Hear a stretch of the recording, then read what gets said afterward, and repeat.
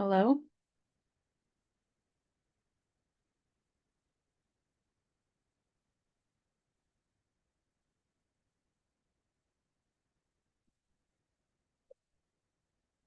Hello? Hello? Hello. There. How's it going? It's going good. I'm just waiting for people to log in. Sometimes there's people that just watch it later because I record it Hello? and put it on Hello? YouTube. Oh, hold on. Hello. There. Let How's it me. going? It's going good. I'm just waiting for people okay. So, It's not working. Usually I can live stream it on YouTube without a problem, but sometimes there is a problem. mm, Hmm. Technology is a pain. Undecided. I am agreeable to that. That it very much is. But I'm just waiting for more people to come in. We'll see what happens today because there are a lot of people that are in finals right now. Mm-hmm. So It's almost the end of the year. It's final season. yeah, for me, we had finals last week, but this week is Mm, what they call review week. So we got go it. and we show some of our work and they critique it and they figure out if they're gonna put anything into the student art show. Oh, got it. That's cool. Yeah. Let me see here. Actually, let me remind Nikki because they said they wanted to make sure that they were here.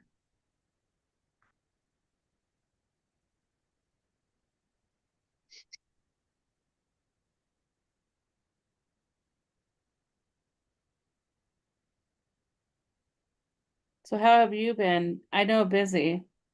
Mostly just chaotic. You know, just chaotic. I did find out that Mercury's in retrograde this week, or like for the 3 weeks. So I'm attributing everything over the last few weeks to just Mercury being in retrograde. That's hysterical. Hmm. It's until like next Monday. Uh, we don't like that. I'm convinced Although it's just that era. what I'm hearing though is that that certain signs, including Taurus, which I am, that things are going to start looking better. So Mhm. we'll see. We're just graduating from Aries season, which we burn the whole world to the ground for a bit. Yeah.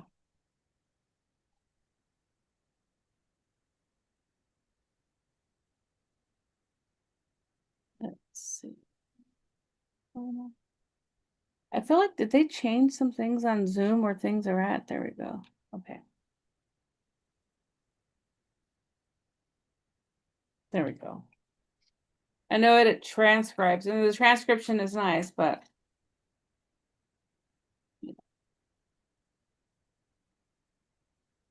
I usually give it about 5 minutes Okay. before I How have you actually been? start. I've been good. Oh, there's Nikki. I've been good, just really busy with school. I got a little bit behind because I got sick this semester, 2 weeks back to back at an important Mm-hmm. time. Mm-hmm. But I think I've done okay. Not my best, but definitely not my worst. You, you are, as long as you get through it, that's all that really matters. Just keep Yeah, going. Just yeah. keep going. And I've been looking into master's programs. How So fun. I yeah. enjoyed my master's program a lot. Where'd you do your master's at? University of Washington. Oh, checks out. Hmm. I did my undergrad and then I stayed for my grad because I was only there for like 2 years for my undergrad. Nice. I know that University of Washington has a really good Chicano studies program, but I stopped studying sociology when I went straight to a art and design school. When I was at a regular school, I was doing Chicano studies like sociology and Mhm. fine art. Didn't have that option here. Oh, weird. Yeah. They can always apply. Or you can get you can do your master's program and then get a minor or second master's. They've done, you can do special certificates and things like that. And I know when I was did my international studies, but my focus is the Middle East, and then I ended up getting a certificate program in Central Asia, and did a completely different Yeah, I had a study meeting program. with Wayne State because they're across from my school about their public history master's program. And they offer, if you do an additional year, you can get a dual master's in public history and library information systems. So maybe we'll see. always worth looking at it and sometimes even submitting an application. I submitted an application to a completely random program. I didn't accept it, but I got into it. Gave me an option. Nice. All right, let's give it 2 more minutes.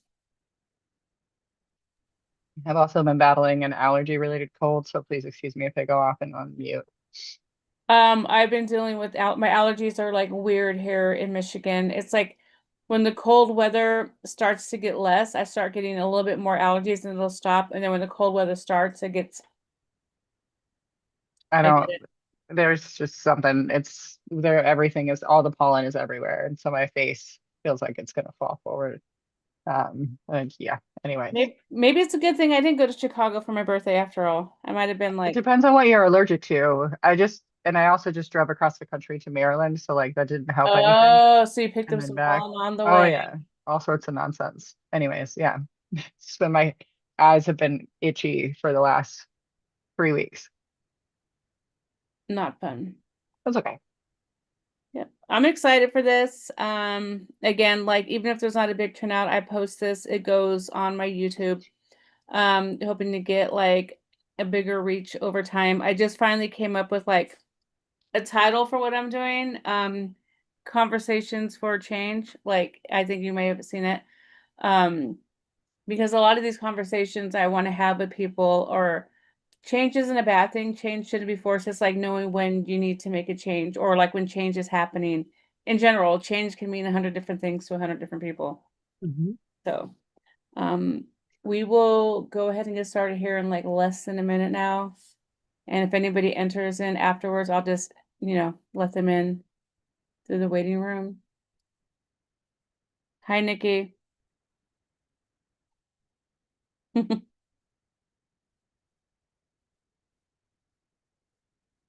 Okay. Let me go ahead and introduce myself. My name is Silomina Rios, and I am a Marine Corps veteran, and we're here with Conversations for Change. Today we have with us Linsday Church, who is an advocate for minority and underrepresented service members and veterans, and the executive director and co-founder of Minority Veterans of America. Linsday has spent years working at the intersection of equity, policy, and community building, helping create spaces where veterans from all backgrounds can be seen, supported, and empowered. The work has included congressional advocacy, national organizing campaigns, and building innovative programs focused on housing, community spaces, leadership development, and belonging for minority veterans across the country. And I will say I can attest to this as I know Linsday from Minority Veterans America. I did it was called the inaugural Emerging Veteran Leaders Retreat in 2019. And then I went back in 2023 and did it all over again, but it was different things. Every time you go, you're learning something new. Um, and that's how I know Linsday, and that's how they got here today. So can you tell me a little bit about your background, your time in service? Yeah, thanks so much for having me. My background is I'm a third generation Navy vet. My mom was in the Navy. My grandfather was in the Navy. He had some family members that were in the Air Force, and we make jokes back and forth about which branch of service was better. I still maintain the food was supposedly better in the Air Force, but the Navy had cooler duty stations. So I served in the Navy from 2008 to 2012. I joined the military twice, once in 2003 when I was graduating high school. And I came out of the closet and was like, probably shouldn't do that with don't ask, don't tell being the policy. And so I decided not to go for a while. And then about 5 years later, I ended up joining the military again, doing the exact same job I would have done in 2003. But as a changed person, kind of to your point of like sometimes change happens to you and you don't necessarily know what it's for, but that sometimes it means prolonging your dreams, sometimes it means changing them. But I joined the Navy in 2008 to serve as a Persian Parsi linguist. I was in language school for about 2 years. I was in Monterey, California, and I got hurt pretty badly in the military. I had an inverted sternum that after about a year being in the military was starting to cause problems, and I was like having chest pain. And I got sent down to the doctor who told me my sternum was crushing my heart and my lungs, and so I was It was so bad that my heart could contract. One of my chambers of my heart could contract but not expand. So I ended up going and having a surgery. The military doctor did a very bad job of doing that, and so I ended up not going after graduating language school to Georgia, and I ended up going to San Diego and spending the next 2 years there, getting medically retired. So sometimes service doesn't look the way it's supposed to, but it really did change the trajectory of my life to understanding and navigating a completely different path than I would have had I gone down the path of being in intelligence. I technically am still a linguist, but I'm very, very rusty. But ultimately, after 4 years of six, I was medically retired, head home to Washington State.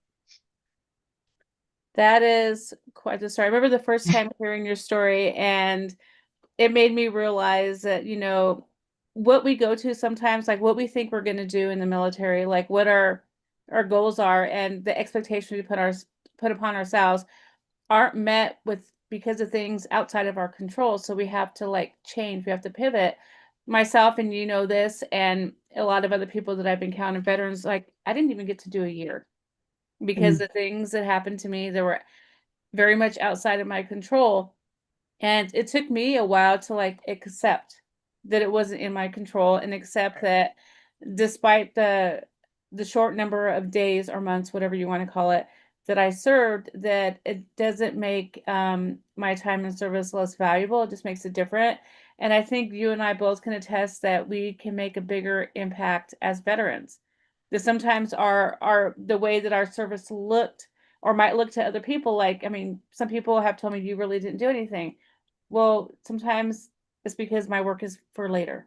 Like I was right. put in this position here now, this just a little amount of time and not really doing the things I set forth, but it's to set me up for a future of, like you and I both are in advocacy, you on a much larger scale than I have been, but nonetheless, doing the work that we are both passionate about. And I'd like to hear about how you co-founded Minority Veterans America. Well, Like what brought them? I want to Go go ahead. back to the thing you just said because I think that's important to touch on about like what you think you're going to do in the military versus what you actually do and how that can shape your experience, especially as a veteran. Like the Yes. earliest years, I remember feeling like I had failed. Like I was supposed to do this thing. I was supposed to be in for 6. I was only in for 4. My mom was in for 10. I didn't do the thing. I never went to my second A school. I graduated language school, which was really, really hard. Don't get me wrong. But like I ended up in San Diego where all the rest of the linguists, just like me, were in Fort Gordon, Georgia. So I felt like I had failed. But when I was in, so I'd had my first surgery and I was in the hospital for a month and I nearly died. It was like a whole thing. Went back to graduate language school and I needed a second surgery. And so I went back for my second surgery after I was in San Diego, and I was ended up in San Diego. I had to stay for a very long time. I was living in the medical barracks in San Diego for 5 months after that because it was very bad. But Mhm. what I experienced was very different because what I experienced was I was in Balboa, which is the one of the places that people would come back, Marines and sailors would come back after they were seriously injured to be a part of this program called C5 or to be stationed at the hospital while they got treatment. And so my service was shaped very much by the worst of the worst coming home. So like you can tell me I don't understand combat. I don't. I actually some days wish that I could understand it in the way that others do with the adrenaline behind it when I was experiencing while I'm fighting for my life in a different way, people coming back with 3 limbs and having to learn how to walk and how to use their arm again. And so like, no, I don't understand this like very intense moment of trauma and combat, but what I do understand is the after effects of war. And that experience is what shaped me to move forward into my advocacy to be able to create stronger bonds to people. So, like, what I understand now as a veteran is very different because it was shaped by this experience that was bonding and Mhm. like connecting and showed the after effects of war, which I think as veterans, most people don't think about the after effects of war. They think about what's on TV and what they think about right now and like what's happening, but they don't think about 20 years from now and we're still dealing with the same things that we were dealing with when combat was active. Like we're going to be sitting in this thing, and this is where the veteran community understands itself. Like service is understood in these like adrenaline filled moments. It's actually understood in the silence. And so when you have that opportunity to serve in a different way, you're right, it does change your advocacy. It does change and shape the way that you pursue advocacy in general and how you are able to connect to others. So I think there's a lot of shame in leaving the military in a very different way. You didn't serve as long, you didn't do as much. Or I think I don't know anybody that didn't serve over 20 years that doesn't feel that way. And even people that served over 20 years sometimes don't feel the same way. So I think it's emblematic of what we are taught as military service members is that we are to give until we die. Like give everything up into our lives. And when we don't give everything up into our lives, like we feel like we've fallen short. And so I think that's a longer narrative to unpack, but ultimately it does, those experiences of being different in your service actually do empower you to make a difference in a way that's more like not more profound, but like helps you to understand the advocacy that you're going to do in your next chapter. Well, and not just that, I think a lot of us that go in, whether it's because we have someone in our family that served or various reasons that we enlist or, get commissioned in the military, is we're looking for and we're given while we're serving a task and a purpose. And when we leave that space, like a lot of us are left looking for that task and a service and a way to serve beyond just for ourselves, right? And I think Join that's for where, something bigger. yeah, for something bigger, that like the big part of the advocacy portion of what we do is because it's something beyond us. It doesn't just affect us, what we're doing, it affects numerous people, and it trickles down, and I say it trickles down and out into other generations of people that have served either before us or after us, not just during that time. And for me, finding that within me through Minority Veterans America is what really was my launching point. Going to that first retreat helped me become like set my space, set my footprints, or finding that foundation in the veteran spirit, because I hadn't prior to that, really. And then also, like, one of the that first breakout session we had about radical vulnerability Mm. really put me in a uncomfortable place initially, but a place that I think, starting with that, especially for it being in the first retreat, um some of us that have moved forward into advocacy, it allowed us to like not be so nervous about our story, and learning how to share our story and what our time in service has done for us or did to us in a way that wasn't like trauma dumping, but got the point across, right? Um, I'm glad that you got as much out of the retreat as you did. And to go back to your question about how did I start MBA or co-found MBA? So we started MBA to 2017, so a couple of years before you were at that first retreat. We started MBA in 2017. I had been working in student veterans for about a couple of years, 2 or 3 years at the time. I had helped to write a proposals for it, just found a student veteran department on campus at the University of Washington. They had this paperwork processing office. It was called the Veteran Center. It didn't do anything except process your paperwork, which felt very transactional. Yes, you got I got my money for my housing allowance. You also got your tuition money. So let's not be altruistic about this. You were actually just making sure that you got your money. We got ours and the other end, and you didn't actually provide any services. And so a group of student veterans that were part of an SVA chapter and myself, who was working for the Veteran Center at the time, decided to come together with our student activities fund to create a department on campus that was for student veterans. And so we are a group of five. I'm convinced that five people can change the world. And there's many examples of this in my own life. And so we went to this department and we asked for like $75,000. We're like, we would like to start a department on campus and we would like to run programs and services that will allow veterans to get access to the things that they need. I don't know, beyond their housing allowance, because there's a lot. We had lost students on campus to suicide. People were experiencing all these other things. People were having a bad time trying to figure out everything that was not included in tuition and dollars wasn't what we were trying to accomplish. And they gave us the money for it. And we started this department, got it going. They hired a director. It turned into a toxic mess. I can't explain to you how it all happened because it all happened so quickly, but it was because we had just created this space that was like, all right, we have this place now. Good luck. And then didn't try to steward a culture that was different than the military. And so we just kind of let it go. We didn't think about how do we need to set up these community center values? Like, how do we need to set this up so that people else like don't do awful things, because that's the military holdover, especially in 2017 or 2015. Like, this wasn't exactly the best time of cultural renaissance of understanding. Like, it was just a lot of gay jokes, and I was getting really tired of it. There was all sorts of things that were happening culturally that were just unforeseen circumstances of what we had built at the time. And so I was also at the same time running an American Legion post, and it was around 2017. It was right around the election of Donald Trump the first time. It was like they asked me if I wanted to do a watch party for the election, and I said I'd rather die than sit here and watch this. And I'm glad I didn't because it would have the commander like had the whole bumper sticker, the Trump sticker. It was like a lot. It was a lot of very uncomfortable, old traditional like toxic culture. You can listen to an NPR article about me leaving the American Legion in 2017 if you search for my name.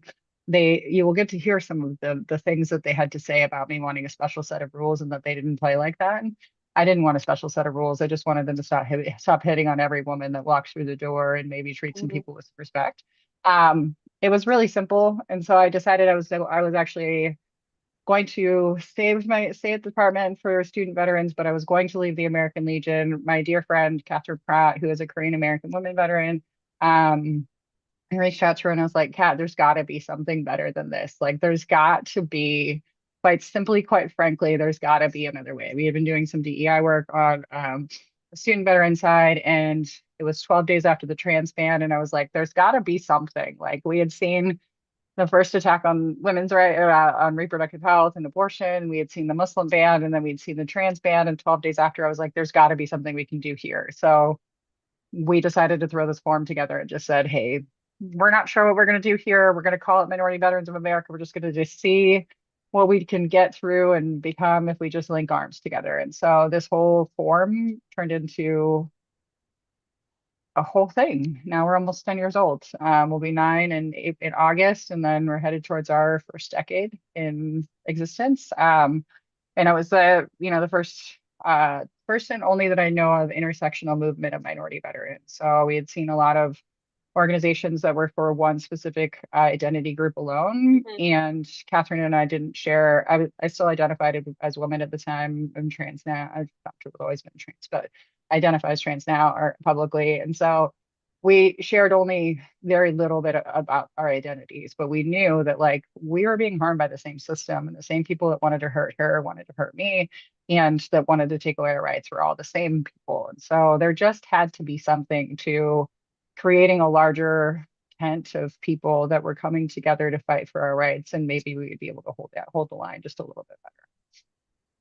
So was it hard for you to make that decision to walk away from American Legion and to move forward into working towards Minority Veterans of America? I think the harder decision was to leave student veterans. And leaving the Okay. American Legion, you like I said, listen to that article and you'll understand why it was Okay, okay. not as challenging of a decision to make because it just I went into the American Legion and knowing that if anybody told me that I wanted change and I didn't try to do something from within the system, then they were always going to tell me that I Mhm. never tried. I most certainly tried. I was the post commander. It was like a whole thing. I was like trying real hard to bring in young veterans, and every one of them got hit on, got treated poorly. Just like it was like a whole thing. And so I had to give it everything that I had. I had to give it what I had to try, and it took a lot more to convince me to stay for a while than it did to actually convince me to that this wasn't the right cultural fit for me. Like sometimes you just know that there's just like Mhm. not quite the right alignment, and you might cross paths in the street, and you might have a beer and call it good, but you might also just decide to walk away and never come back to organizing together or really working together. But I think the harder part for me was leaving the department that I had founded. Like I had worked really hard to build that into something that would be different, something that would create programming. We had, like there were 3,000 student veterans. I saw there were 3,000 student and military connected students on campus. I saw Mhm. 100 of them a day. Like we had gone from nothing to being the place that military connected students went to, and we only had like 400 square feet total. It's not a very big office. Like we were just bringing in people because they wanted something different. And so to be pushed out of that was actually much harder for me to say, okay, I'm just done. And I know I can see that I'm not welcome here. And just because you are trying to push me out of my seat at the table doesn't mean that I'm like done. there are times when you sometimes just have to preserve yourself. And that was one of the moments in my career that I can think of that it was just not worth continuing to try to fight against the system, even if I had created the thing from my own, my own pain and my own experience. It was just it still functions today, which is the funny part. It still functions today and still runs the same programs that I built in 2015. So I know it wasn't my ideas. I know it wasn't anything having to do with much more than just who I was. And so that was really painful. And that was probably one of the harder moments in my life to just have to say, this doesn't, me walking away doesn't feel like the end of the season. It just feels like I'm being pushed out of this. Like I like to leave places and I tell people to try to do this as much as possible. Everybody has a season in the places that they're in. Not everybody is meant to stay in organization. We're not the same, built the same as the generations before us. We don't stay in Mhm. places for the duration of our lives. We have a season, and that season we can end poorly if we let it try to run our season past where it's meant to be, or if we recognize when we have outgrown our spaces, when we have changed and the places around us have also changed, and when we see natural progression points, like that's when the season ends. And if we listen to that season, then it usually ends a lot easier and a lot smoother. But if you are abruptly ripped from your season, basically think about it a baseball analogy. If you tear your ACL in the middle of Yeah. a season, there's a lot more pain than if you naturally end your season. So Yeah. So for you, what were some of the signs that your season was ending there? What were the signs that like not just like physically, sometimes we have signs that our time somewhere is done, and sometimes it's just like outward signs. What were those for you? I think in that particular iteration, I should have seen signs I wasn't catching that I had outgrown where I Mhm. was. I had been at the university for I had gotten there when I like got out of the military. So I got out of the military, I graduated, or I think I got there in 2012, in the fall of 2012. And so I had been there at that point for 5 years. And I didn't quite catch that I had like gotten to the point where I knew a lot of people. And I'm not really I'm a friendly person if you know me, but I'm not just like going to make friends with everybody on campus. I'm not going to get Yeah. to know everybody. I mean, the University of Washington has 60,000 students. Like it's not a small school. And when you start to know a lot, know too many people, I was like starting to realize I was like meant to do something bigger than what I was at. Like I had, I'd done this, graduated with this recognition of like the top 100 students at the university. It was like all these things. And like I was seeing that my journey was trying to call me to something more, but I was still trying to stay stuck. I was still trying to stay small. I was used to being but a small part of everything else. And so I wasn't accustomed to having innovative ideas. I mean, we're in the military, right? We were like chain of command. Like my innovative idea is my boss's innovative idea.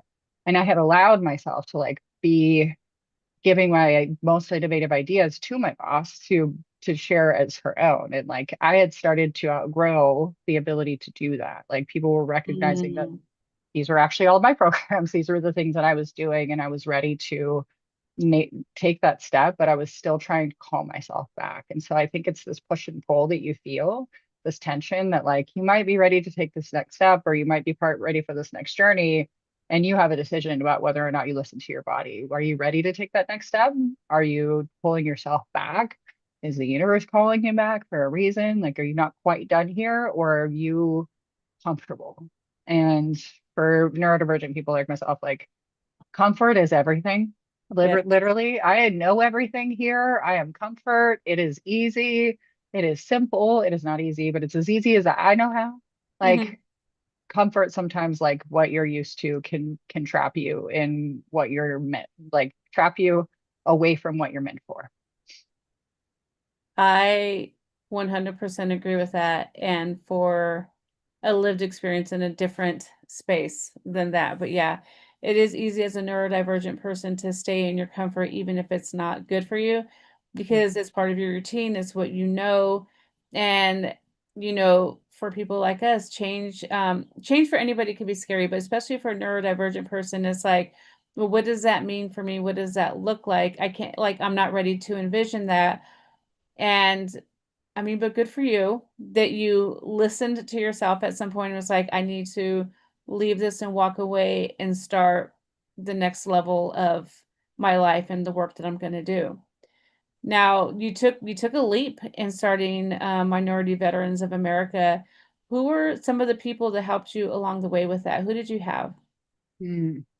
Um, so I didn't take, I will say this, I took a leap in making this decision with my co-founder in Mhm. 2017. The big leap that I took was actually in 2019. Okay. I had left the university's student department, student veteran life, to go to another department because I had to get away. I had a very bad experience with my boss and I needed another space. And so I had been working for the university for a while, running a marketing communications department for campus recreation. And I decided in 2019 I was just going to quit it all. I had my VA Oh. disability. My wife had just gotten a job at the Virginia Commonwealth University. And she was like, she wasn't my wife at the time. She was like, I just got this job at VCU. And I was like, I think I probably ought to go with you. And I don't know how I'm going to do that. But I took whatever little VA disability I had, took my savings, and decided I was going to move to Virginia with no job, just going to take a risk. And it was 2019, which is hilarious because a few months later, COVID would happen. And it was just a weird time to not be working, but I did it because I just knew that it was the time. And I was very poor for a bit, but I also like say this all the time. I came into this life poor. I will leave this life poor. And I will make many decisions along the way that might mean that I go back and forth. But this Mhm. particular step really forced me to just go all in on this idea that I knew had the opportunity to make change. I had just testified in 2019, that year right before this happened, for the first time in Congress, and I was like, I think I could do something here. And I think that if I get closer to DC, I have proximity to working on a Hill, and it's just gonna try it. And it wasn't smooth, it wasn't perfect. The giant global pandemic happened, the summer of 2020, everything. But I learned so much from that whole experience. Like I almost didn't move to Richmond because I was so angry about everything that was Richmond, like all of the monuments in Monument Road to all of the Confederates. And I was like, I just can't get down with this. And if I had not gone, I would not have seen seven of eight of them fall. That's amazing. Mhm. Um, wow, I didn't realize had you visited Virginia before you went Nope. there? I went there once to go to, so I was asked to testify in May of 2019. Yeah. We went to Congress, testified, and then went down to Richmond right after. That was the first and only time I was there. I looked up the name of every street. I was like Confederate, Confederate, to the point where everybody in the car was just getting annoyed with me because I just kept telling everybody that's a Confederate general. Your office is named after a Confederate general. I just point them all out. I and then I went home and I was like, I don't know if I can do this. And we almost didn't. Well, I mean, I almost didn't go. But genuinely, it was like, I don't know if I can get down with this. This whole city is built on racism, and it's built on, Hmm.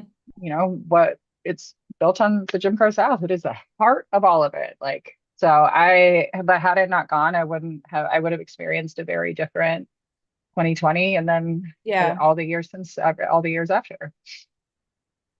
So you moved there right after I first met you then. Mhm. Yeah. Yeah, We went to the retreat and then I moved right yeah, after the retreat. yeah. Oh no, I moved and then flew back for the retreat. That Oh. was insane. I had driven from, dear readers, I had driven Mhm. from Washington State to Virginia, flew back to Washington State for this retreat, and then flown back home. And I was so tired, so tired. I can only imagine. I mean, I've done the flight from Detroit to, the Pacific Northwest, and I mean, just add a couple hours onto that, that's still very tiring. It was wild. I moved to Michigan without ever visiting it. I got here the day Mm. before I signed the papers for my house. So You like I know, completely understand. Um, sometimes you just take a chance. You just don't know what's going to happen. And like I said, you only lose so much if but you lose more if you don't try. have you ever since that first initial like that giant leap, have you taken any other smaller leaps into doing things that may have been out of your comfort zone prior? Probably. I mean, well, joining the Navy was out of my comfort zone. Then I was a drag king after that, and then Okay. did that all the way up until I was in the Navy. Um, I mean, I've made a lot of decisions that were having I think I was thinking a lot about like what are like how did you, how did I get here? When you had asked the questions about like, and it has to do with like decision making. There was like a point at which I don't know, somewhere in my military journey, I think probably when I almost died, things changed for me. Is like I only have options to try take chances and to Mhm. follow. Like I realized when I almost died that there wasn't ever like this idea of this roadmap, this idea that we all like, here's your roadmap, and when you're done with this, you'll be successful. And like that was like a generations thing. I don't know if Yeah, anybody raised in the late 70s all the way through the 80s to the mid 90s was taught like if you graduate high school, you go to college, then you'll grad. And my roadmap was just this campy land, or shoots and ladders. I don't know what you want to get yeah, into something. But at some point, I was like, I cannot control anything here. The only thing that I can control is how I make these decisions. So my roadmap became a not a map of where I was going, but how I was going to get there. And that like kind of became this like take a leap when you feel like you've outgrown it. Always take leaps that are within your morals and values so that you yes. can look back and be really proud of that.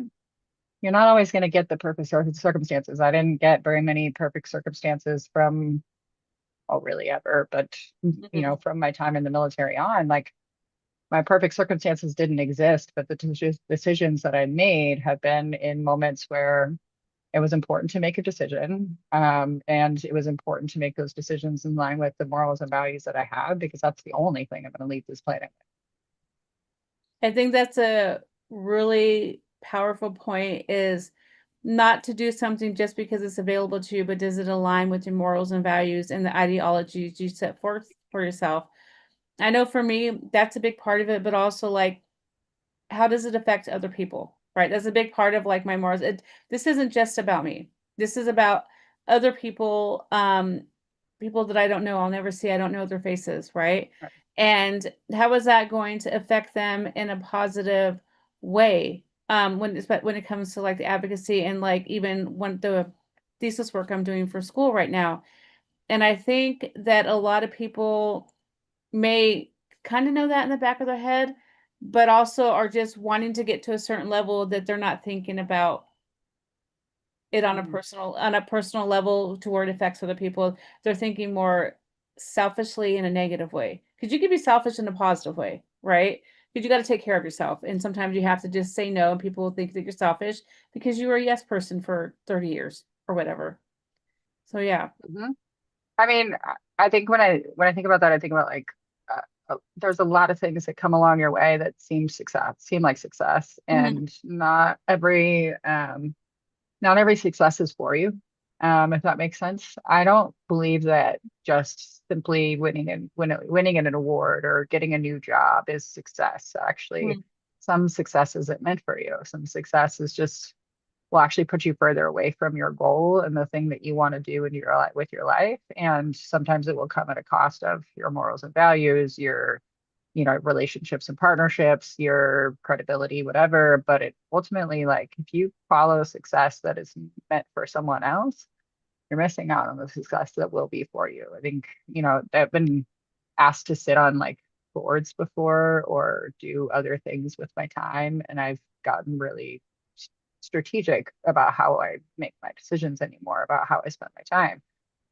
And it's not because I don't think that that organization is great. I'm sure that it is. And at the end of the day, this is important. There's because if I say yes to this and I follow this path and this cookie cutter method, or if I take this success because it's in front of me, I might miss out Mhm. on the long-term success that is actually meant for me and might be out there waiting for me, that either could be delayed or I might miss altogether. So not all success is meant for us. Sometimes success that is in front of you isn't meant for you. Maybe it's meant for another person. Sometimes you just have to say, this is the success that I'm looking for. Yeah, it's, to either say no or accept that you didn't get that particular thing. Because I know, especially in the veterans world, when it comes to like certain jobs that people are looking for, that they're looking for a veteran for that, or a fellowship or internship, there's so much competition. People can get angry and very competitive. And I've learned that that's just not meant for me now, or maybe just in general, that I need to and figure out what it is that I was looking for from that. What couldn't I get it from a different in a different avenue? Mm-hmm. And that's part of like just learning that because you didn't get something doesn't necessarily mean that it's failure. But if it, or you can see it as failure, but failure means that you're trying, right? Failure is a big part of success. I when I first started out on this like kind of journey, I operate when we first start this stuff, oftentimes we start with scarcity mentality, right? That like Mhm. I'll give examples around testifying in Congress. Like there are times when there's a hearing and it'll be like something very much on my wheelhouse, and I'll be like, why is that person there? And I have something to say. And they have another hearing. It's not going to be perfectly aligned, but there will be another hearing. There will be Yeah. another thing. I have now seen the same things come and go multiple times now. I'm like 8.5 years into this. Like, I get less frustrated because I don't feel like the opportunities are as scarce, and I have to remind myself, like, you didn't get this thing. That's okay. You might have wanted it. You might have thought that that was the thing that you should have gotten. Okay, well, you can apply again if it comes out again, or you can apply for something else. Like, if we only operate from what we have in front of us, sure, I'm gonna be pissed off if I don't get the thing that I want, if I don't, like think that I'm, should be there and that other person shouldn't be, or whatever it is. Mhm. But if we stop operating in scarcity mentality and start believing in abundance as opposed to this is the only time this will happen. And yes, there are those times, I'm aware, like there are times that I'm like still sad that I didn't get to participate. I've gotten to participate in a lot of things that other people haven't. And I don't want to, it took me a while, and not that long, but like to really start to understand that if this isn't about me, then I can't get upset when things don't end up being for me. Like if Yeah. I am creating pathways, I'm not going to take every path that I create, right? If you are a person that's creating pathways for others, you're not going to take all those roads that you create. You're not going to take all those opportunities because one, there's not enough of you. And two, that's not what you're doing it for it. If you are here to be an influencer and be seen, then this might be a different game for you. But I'm here for the long term. I'm here for the Mhm. long haul, the change work that nobody ever sees in the darkness and the corners of the everything that nobody ever sees. That's the work that I'm here for. So I stopped not very long into this, like thinking that there was only going to be one shot at this thing, and that realizing that there's going to be many shots. And if I say yes to something today, I might have to say no to something tomorrow. Yeah.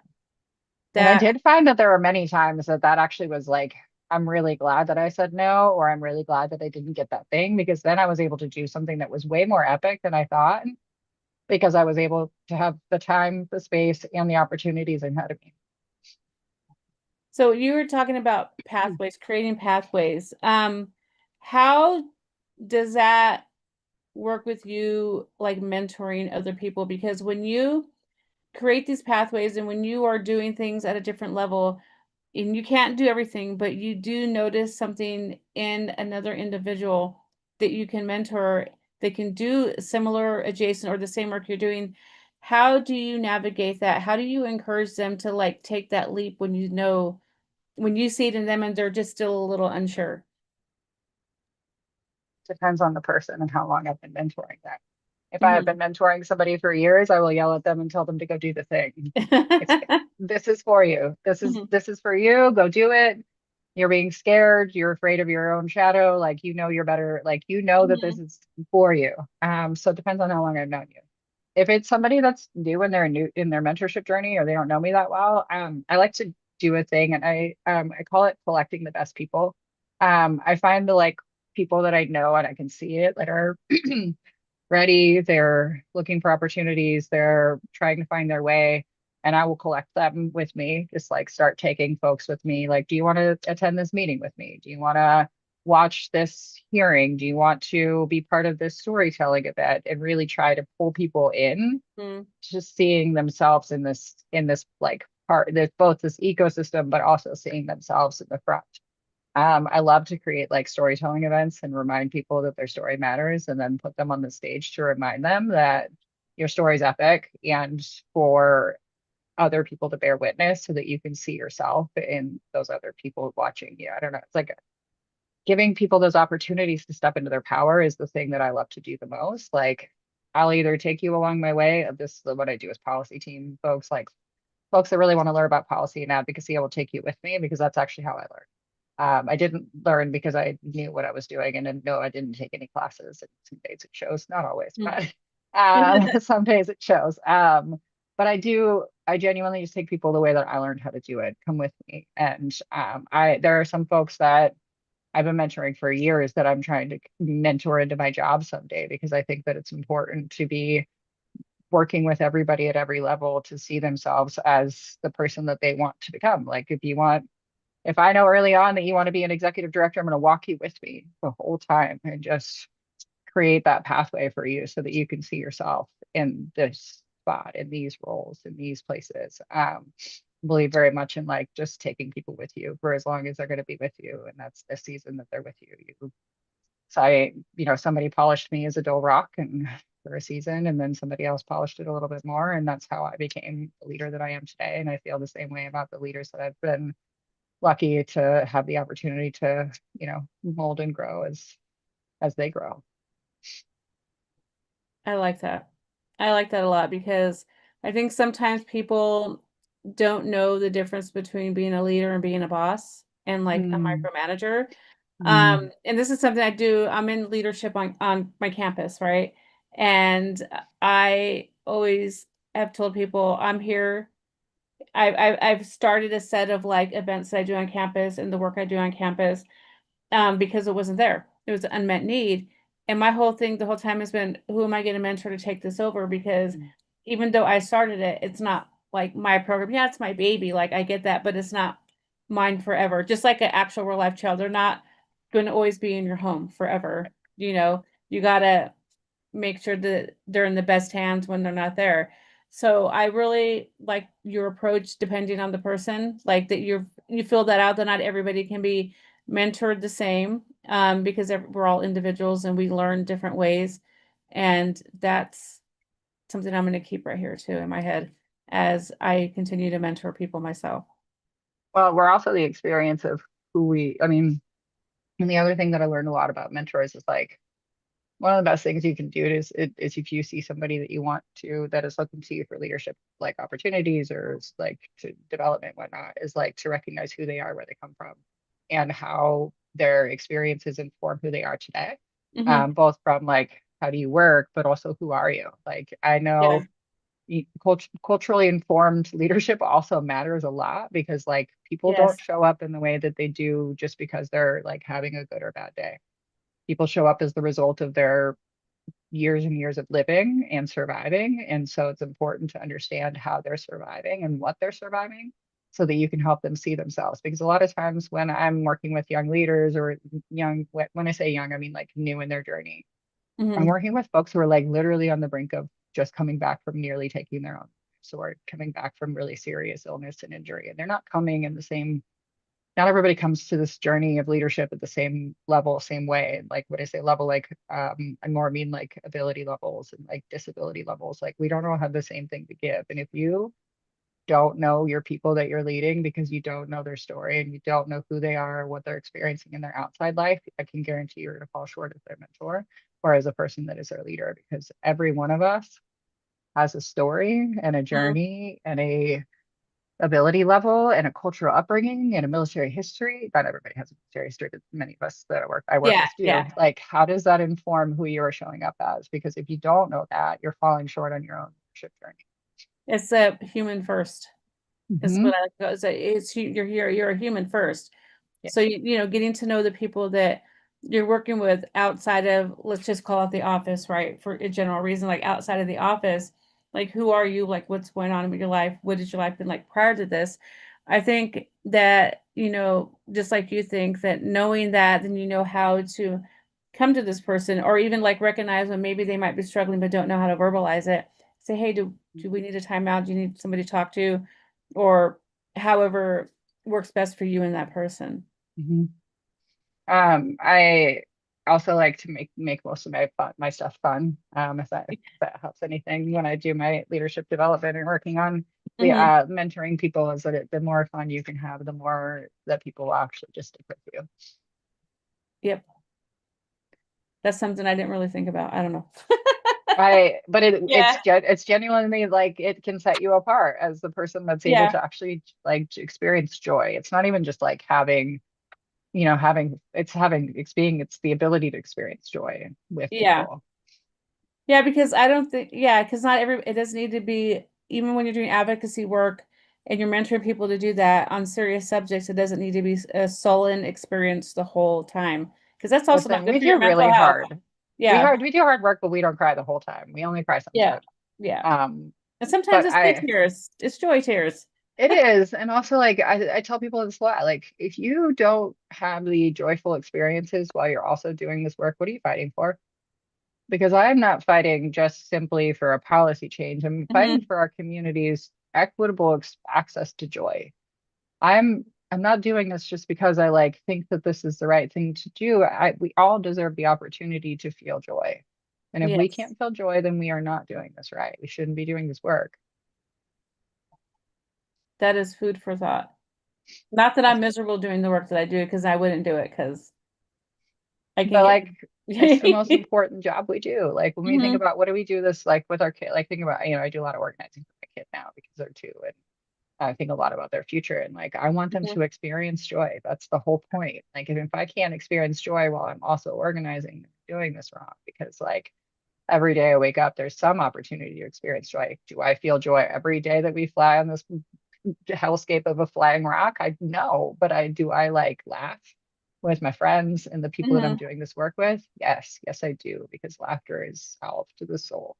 And it's what keeps us going and it's what keeps people with us. If we can, as leaders, show people the pathways to joy, we can keep people with us longer. That But is if so. we just simply cry the whole time, people don't want to stay for that forever.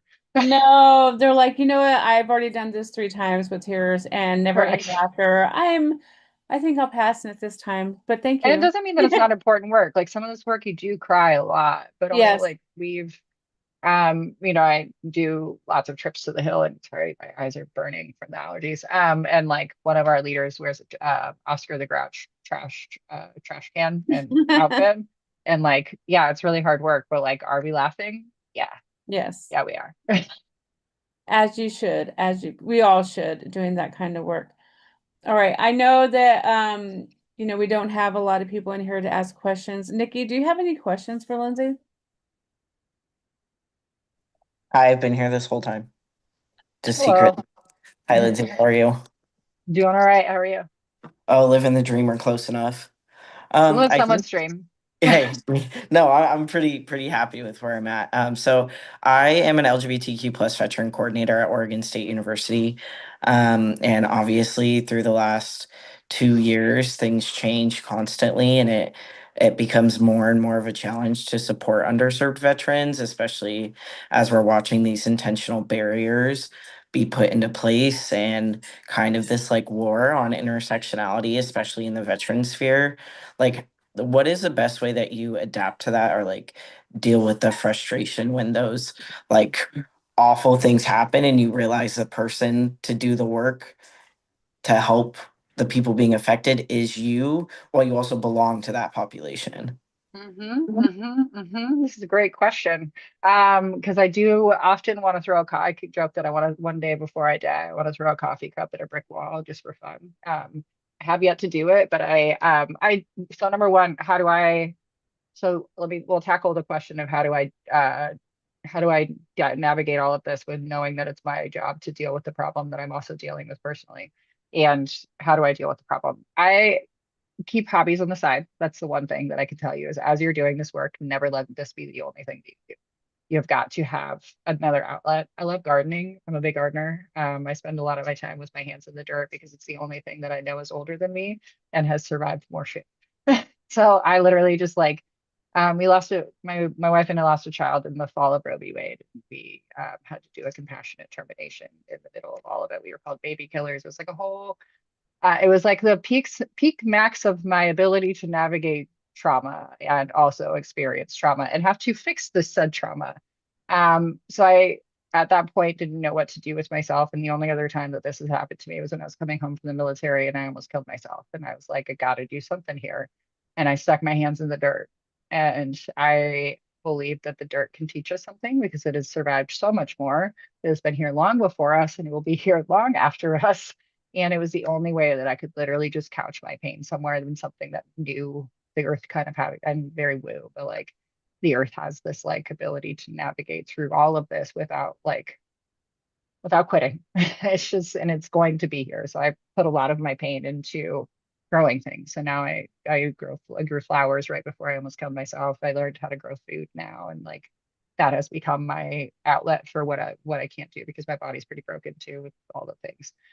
So that's what I do with my pain and my time and outside of my world. You have to have that because if you don't, it will be all consuming. I still remember in March of last year, we had lost EA had gotten rid of its gender affirming care in a very horrific and horrible way. The executive order, this is actually January, and we had just learned that a trans vet had died by suicide in Syracuse and had thrown himself off the side of a VA parking lot draped in a trans pride flag. And I hit my knees and I sobbed for like 30 minutes. I called my friend who was a therapist. I was like, I got to talk to somebody. I don't know what to do with all of this. And it was like another one of those moments that nearly broke me. And I still had to get up and do my job, which is to fight against this, to make sure that we do all of these things. And you can't do it all. I knew in that moment, like I was trying to take on the world and the world's like was also trying to take me on at the same time. So you have to create parts of yourself that you're, God, I hope one day we can break down again. It's like, I served under Don't Ask, Don't Tell. And so I learned to compartmentalize things in a really, really unhealthy way. To the point where I was built for this particular moment that like my compartments are built like a submarine compartment. I know how to lock that thing closed, but it's not healthy. I do hope that one day we don't have to do that. But parts of my military self have very much come out to do this like mission oriented work, especially since 2025, because holy shit, this has gotten bad and it's gotten very bad very fast. I wish I could say that like there haven't been days where I just want to break. There are many days like that. I find a lot of community in this. Like I do tell people a lot that like I make my best friends in the worst times. I find people around me that like I can link arms with and I can let go with. I have to find somebody that can understand that when I'm crying, like it's just got to come out and isn't afraid of those tears. I have to find people that can share that load. When I say 5 people can change the world, it's because one person can't, because we break, especially in these moments. We can't do this ourselves. Like we are not genuinely not meant for this level of trauma that we are living through every single day.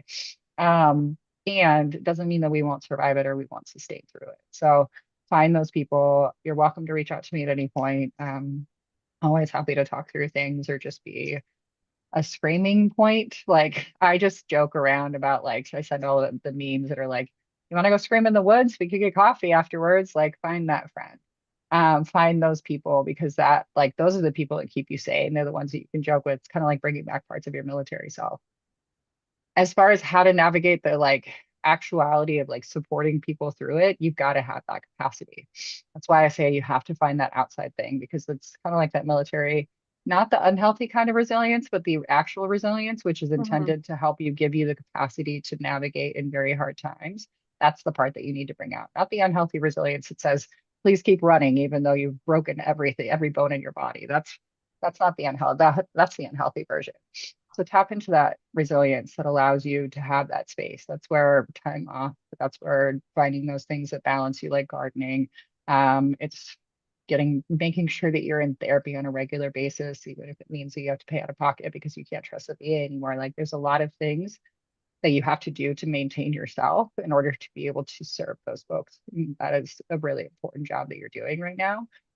And you can't do it if you try to do it 24/7. So find your people. Don't try to be the superhuman. Make sure that you're sharing that load among people, especially if you do what you do, which means you have to have at least 5 people. It's my minimum, but you can have as many as you want.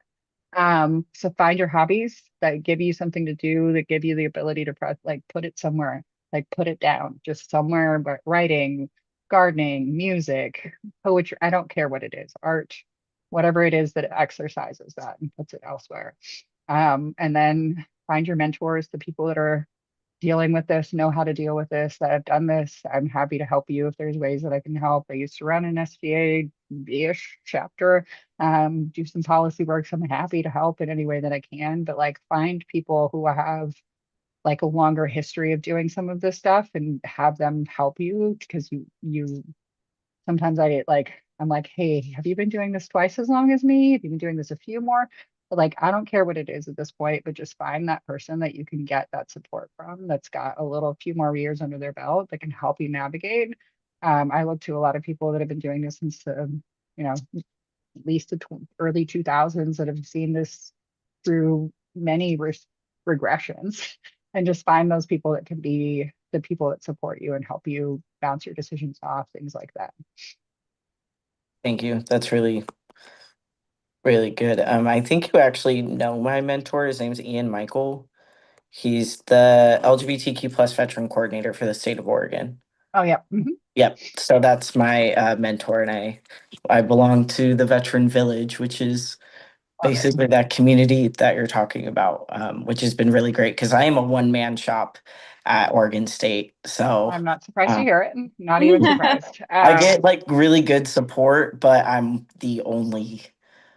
one of one specifically supporting this community. But it's Which isn't enough. yeah, but I appreciate that insight, and I'm definitely like listening through this whole thing going to take a lot away from it. Yeah. And anything, see, let me know who knows how to get a hold of me. Usually a little bit easier than you've had to recently, but Yeah, usually. I'm happy to be a sounding board, get you connected to others that are, especially on the Washington, like we've got folks in Washington. Anything we can do to help out, would be happy to help. You don't Also, have to do this Nikki, I alone. know that minority veterans just opened up their applications for the leader Emerging retreat. leaders. Yeah, the emerging leader retreat. Do you want me to send you the link for that info? Because I think it would be it's online this year, so Yep. you're not going to have to travel anywhere. But I think it would be really great for you, even though you're doing a lot like with SVA and then on the state level. It also helps you connect you to other people that could be very much in the same situation as you, or at least something adjacent. So if you want, I'll send you the link to that information Yeah. because I tell people all the time, I've had one other person that I've recommended this to that went through Emerging Leaders, Angela Wagner, another Marine out of Oh, Oregon. Angela. I had 40 name tags with Angela Wagner's name on them. Yeah, she told me, and I think you told me before too. So, and she's taken a lot away from it, and she uses a lot what she's learned in her practice. She's now a licensed marriage and family Mhm. therapist. So yeah, I still Yeah, maintain definitely. the best thing that we give is not the education, it's the people. It's yeah. genuinely the people you meet, the cohorts you get connected to, the like Hmm. that's what helped me. I mean, every leadership development program I've ever gone through, I forgot what was in the content. I only remembered the people, because Mhm. it's like what so the best thing that we can do is bring incredible leaders together to figure out, how do we support each other? How do we get to be ourselves in this one and Hmm. only space? It may not be able to be that way everywhere, but how do we get to be ourselves here? And how do we find others? How do we create these spaces that allow people to be the fully themselves and just get to know each other? We laugh, we cry, we do everything in between. It's just it's a good time. And then we have after you do the retreat, there's we every couple of years we do now alumni intensive retreat, where you get to go. Last year we went to Colorado, and I don't even know where we were. Heaven? I don't know. We just like spent a week or a couple of days out in the middle of nowhere in Colorado, in some lodges that are just to like get connected, to do some different things. So it's really about getting connected to each other and getting to know each other and finding your little people, your group of people that can help.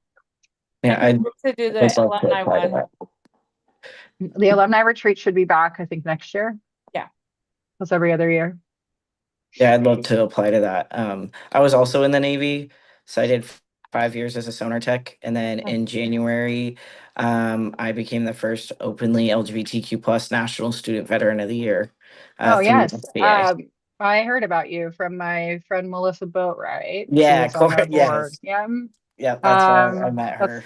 awesome. Congratulations. I came up in SBA myself. That's where a lot of us met. So Mhm. it's pretty cool to see things change over time. I got the first year in SBA was in 2015 or 16. So Yeah, so I joined the Navy in 2017. yes. Um, So I have aged myself appropriately. Um, Yeah, I like, especially in our veteran village, I'm like everyone's like younger sibling mhm. because everyone is like a lot of us are veterans, but they're all like 20 years older than me. So I'm like everyone's like little sibling. But it's been really great. I'm doing my internship hours supporting all the nonprofits and coordinators Nice. in the veteran village. And I think I'm going to go to a couple prides up in Washington. But If you are go you, to Seattle, you should reach out and find my team. They'll be out there with a booth and they usually walk oh, in the parade. It's like a whole yeah, thing. we've talked about heading up there for that. Or Tacoma. I'll be at Tacoma's one this year. Ooh, I that's in think I July. might be at Tacoma. Yeah, in July, yeah, because I'm going with one of my kids. They want me to go with them. It's their first time going to that one, and they're like, "Can you go with me?" And I'm like, Nice. 100%. I'm gonna be there. It's a good If one. I you're enjoy it. Tacoma Pride's kid good. goes to Eugene or Portland, make sure they come find me because I'll be at Bend, Portland, Eugene, Albany, and Coos Bay this summer for Pride with the Veteran Village. And last year at Portland Pride, we were handing out burritos and Bomba socks. That's not And I just stand out in the front and make friends with Burrito? everyone. Oh yeah, nice. we had like 3 coolers full of burritos. That's It was a good amazing. time. Yeah, I get to, and that's I'm earning I finished my degree this summer in public health. So, and Yeah. intersectionality is my favorite topic. It is everybody's favorite topic in our retreats too. So Yeah. you like it It there. is. It is. It Mhm. is. I sent you the information on LinkedIn for the Yes. retreat. I did it now so I don't forget and wake up 4 days from now at 3 in the morning.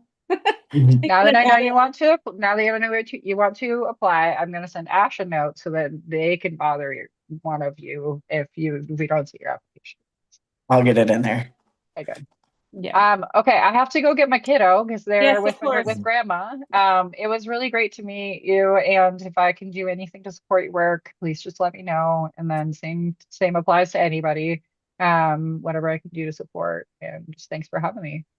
Thank you so much for joining us and sharing your your journey, your story, and also for talking with Nikki. We Yeah, appreciate that. thank you. Thank Yeah, you. anytime, genuinely. It's good to do this. Good to see you. You too. All right, we'll see you soon. Okay, bye. Bye, y'all. Bye. How you doing, Nikki? I'm sweaty. I had a very stressful doctor's appointment today, and now I'm sitting here, and this is the most fucking annoying thing on the planet. I'm sitting here putting together my pride flags that I ordered, Mhm. but the fact that I have to